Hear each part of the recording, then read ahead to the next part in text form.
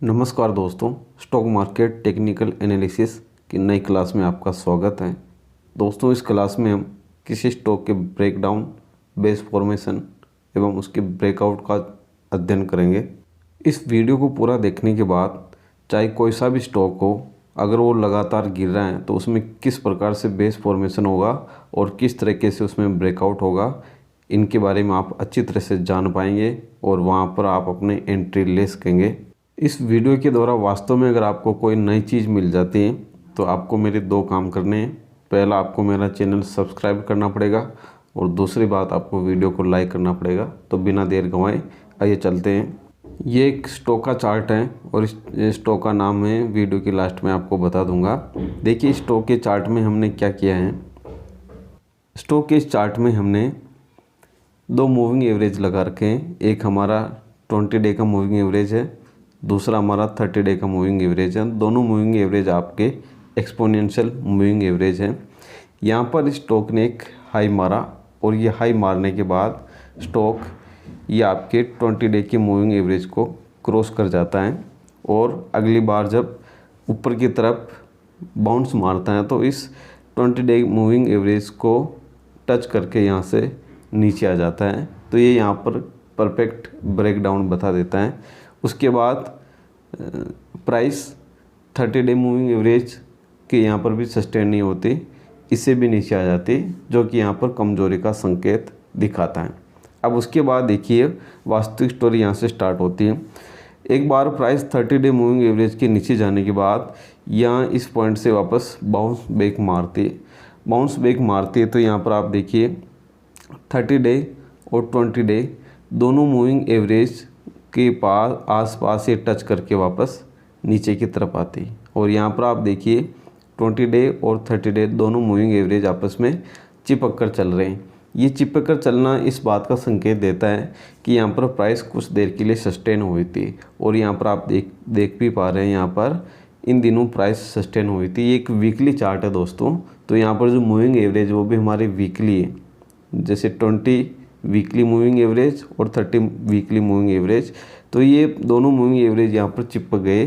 चिपकने का मतलब है कि यहाँ पर प्राइस ने कुछ वीक के लिए कंसोलिडेशन किया। उसके बाद प्राइस वापस नीचे की तरफ आती है, नीचे रुकती नहीं, एक शार्प डाउन नीचे होकर वापस ऊपर की तरफ जाती है। ऊपर जाते वक्त एक बार दोनों मूविंग एवरेज को टच करके प्राइस वापस नीचे की तरफ आ जाती है। ये यहाँ पर फिर से एक बेरिश सेंटीमेंट को दिखाता है, लगातार कमजोरी को दिखाता है। उसके बाद प्राइस यहाँ इस पॉइंट पर टकराती है, यहाँ से बाउंस बैक करती है, 20 डे मूविंग एवरेज को टच करती है और वहाँ से नीचे आ जाती है। ये 20 डे मूविंग एवरेज को टच करके वापस नीचे आने का मतलब है कि प्राइस ने 30 डे मूविंग एवरेज को टच भी नहीं किया। ये इसमें बहुत ही ज़्यादा कमजोरी को दिखाता है। ये बात आपको सीखने के लिए मिल रही है कि प्राइस दो मूविंग एवरेज में से जो कम दिनों की मूविंग एवरेज है, 20 वीकली मूविंग एवरेज है, उसको टच करके नीचे आ गए और 30 वीकली मूविंग एवरेज को उसने टच भी नहीं किया। तो ये बहुत ही ज़्यादा बेरिशनेस को शो करता है। उसके बाद प्राइस यहाँ इस पॉइंट पर जो प्रीवियस जो सपोर्ट था उसी के आसपास का ये सपोर्ट लेकर प्राइस वापस जाती है।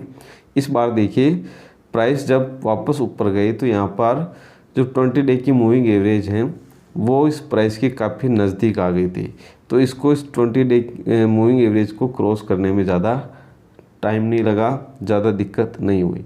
तो ये 20 डे मूविंग एवरेज की जो प्राइस हैं, इस जो आपके मूविंग एवरेज की जो लाइन है, ये इस प्राइस के नज़दीक कैसे आ गई। तो ये इसके नज़दीक आने का कारण ये है कि प्राइस यहाँ से टकराने के बाद काफ़ी नीचे नहीं गई, ये अपनी प्रीवियस सपोर्ट का सहारा लेकर ही तुरंत वापस ऊपर की तरफ बाउंस बैक करने लग जाती हैं। तो इसलिए यहाँ पर प्राइस का जो मूवमेंट है वो एक जोन में होने के कारण ही 20 डे मूविंग एवरेज की जो ग्रीन लाइन है वो प्राइस के नज़दीक आ जाती हैं। अब प्राइस 20 डे मतलब 20 वीकली मूविंग एवरेज के ऊपर चढ़ने के बाद काफ़ी दिनों तक इसके ऊपर ही रहती है और इस बार ये 30 डे मूविंग एवरेज को टच कर जाती है। यहाँ पर ये टच नहीं कर पाई थी, लेकिन यहाँ पर ये टच कर जाती है। तो यहाँ पर ये शो करता है कि मार्केट में एक बुलिश सेंटिमेंट सा है। हालांकि ये इसके ऊपर ज़्यादा सस्टेन नहीं हो पाई। यहाँ पर इसको टच करते 2 बार टच किया और उसके बाद वापस नीचे की तरफ आ जाती है। अगेन प्राइस अपने प्रीवियस सपोर्ट को सस्टेन करती है और यहाँ पर ज़्यादा दिनों तक नहीं रुकती हैं और वापस यहाँ से ऊपर की तरफ बाउंस करती हैं। अगेन इसके पास 20 वीकली मूविंग एवरेज इसके नज़दीकी है। अब 30 वीकली मूविंग एवरेज भी इसके नज़दीक आ जाती है। इसके नज़दीक आने का कारण भी यही है कि यहाँ पर जो प्राइस का मूवमेंट था वो एक कंसोलिडेशन जोन में होने के कारण ये इसके नज़दीक आ जाती है। इस बार प्राइस इस 30 वीकली मूविंग एवरेज से टकराती है, नीचे आती है। 20 वीकली मूविंग एवरेज जो ग्रीन लाइन है उसका सहारा लेती है, उसका सपोर्ट लेती है, फिर से जाती है 30 वीकली मूविंग एवरेज के ऊपर जाती है प्राइस। उसके बाद प्राइस वापस नीचे की तरफ आती है, 20 वीकली मूविंग एवरेज के नीचे क्लोजिंग देती है। लेकिन यहाँ पर जो क्लोजिंग की कैंडल है वो आपके सामने ग्रीन कैंडल है, जो मार्केट में अगेन एक बुलिश सेंटीमेंट को दिखाता है। और ये ग्रीन कैंडल बनने के बाद प्राइस फिर से ऊपर चली जाती है। यहाँ इस पॉइंट पर जब प्राइस ऊपर जाती है तब आप मूविंग एवरेज की लाइन का चमत्कार देखिए। यहाँ पर दोनों मूविंग एवरेज आपस में चिपक सी गई। पहली बार ये यहाँ पर चिपकी थी और दूसरी बार यहाँ पर चिपक गई है। मतलब चिपकने का मतलब है कि प्राइस का जो इतना सारा बिहेवियर था, प्राइस का जो मूड था, वो एक कंसोलिडेशन का होने के कारण दोनों मूविंग एवरेज आपस में चिपक कर चल गई। और अब यहाँ पर प्राइस दोनों मूविंग एवरेज को क्रॉस करके ऊपर की तरफ बंद होती है। जब ये यहाँ पर क्लोजिंग देती है तो अपनी इन सारी रेजिस्टेंस जो यहाँ से यहाँ तक के रेजिस्टेंस हैं, इस रेजिस्टेंस को पार करने के बाद ऊपर की तरफ क्लोजिंग देती है प्राइस। हालांकि वापस नीचे आती है, वापस से प्राइस दोनों मूविंग एवरेज जो चिपकी है वहाँ से सपोर्ट लेकर फिर प्राइस ऊपर की तरफ अपनी जर्नी स्टार्ट करना शुरू कर देती है।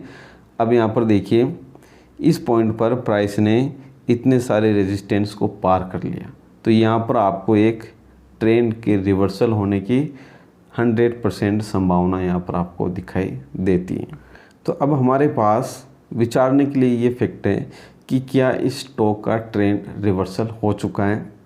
तो आइए आप खुद बताएंगे रिवर्सल हुआ या नहीं हुआ। यहाँ पर आप इस हाई से ट्रेंड लाइन खींचेंगे तो यहाँ से यहाँ तक की ट्रेंड लाइन यहाँ तक आती है। प्राइस इस ट्रेंड लाइन के ऊपर की तरफ स्टार्ट कर रही है, फर्स्ट चीज़। सेकंड चीज़, प्राइस ने ये जो कंसोलिडेशन फेज था इसको पार किया। थर्ड चीज़, price 30 weekly moving average 20 weekly moving average दोनों के ऊपर सस्टेन कर रही है। यहाँ पर अच्छा सस्टेनेबल माहौल प्राइस ने बनाया। तो आपके पास 3 चीज़ें हो गई। चौथी चीज़, आपका यहाँ पर वॉल्यूम भी यहाँ पर मिल जाता है। जब प्राइस यहाँ ऊपर से नीचे आई तो यहाँ पर एक वॉल्यूम के 3-4 बार बड़े बड़े मिले थे। फिर यहाँ पर वॉल्यूम का शानदार फॉर्मेशन आपको दिखाई दिया था। और जब प्राइस यहाँ से ऊपर की तरफ जाती है तो यहाँ पर भी आपको जो वॉल्यूम है अपने एवरेज वॉल्यूम से ऊपर बनते हुए वॉल्यूम के बार आपको दिखाई देते हैं। तो आपके पास कुल 4 कंफर्मेशन हो गए और इन 4 कंफर्मेशन के आधार पर आप ये अज्यूम कर सकते हैं कि स्टॉक में रिवर्सल हो चुका है। अब यहाँ पर आप बाइंग एंट्री कैसे बनाना चाहते हैं, तो बाइंग एंट्री बनाने के लिए आपको यहाँ पर एक बाउंस बैक मिला था जब प्राइस पहली बार इन दोनों मूविंग एवरेज के ऊपर निकली और वापस रिटेस्ट करने नीचे आई थी। तो यहाँ पर आपको एंट्री बनानी थी।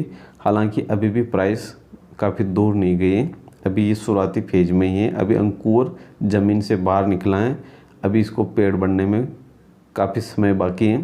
तो ऐसा अभी भी कुछ गया नहीं, यहाँ पर भी आप एंट्री बना सकते हो। स्टॉप लॉस, बड़े वाला स्टॉप लॉस ये यहाँ का होना चाहिए क्योंकि ये मजबूत सपोर्ट का कार्य किया।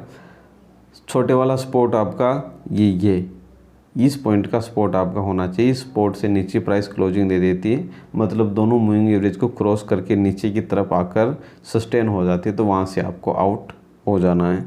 दोस्तों स्टॉक का नाम है साइंट। आप इसे किसी प्रकार की बाय रिकमेंडेशन ना समझे, केवल टेक्निकल पर्पज़ के लिए और कंपनी एनालिसिस के लिए हमने इसका नाम लिया है। आप स्वयं से और भी रिसर्च करें और आपका वहाँ पर परफेक्ट व्यू होने पर ही आप बाय या सेल एंट्री अपने स्वयं के विवेक से करें। दोस्तों वीडियो अच्छा लगा हो लाइक करें और चैनल को सब्सक्राइब करना बिल्कुल ना भूलें, ताकि आपके लिए इसी तरह की वीडियो ला सके। जय हिंद, जय भारत, थैंक्स।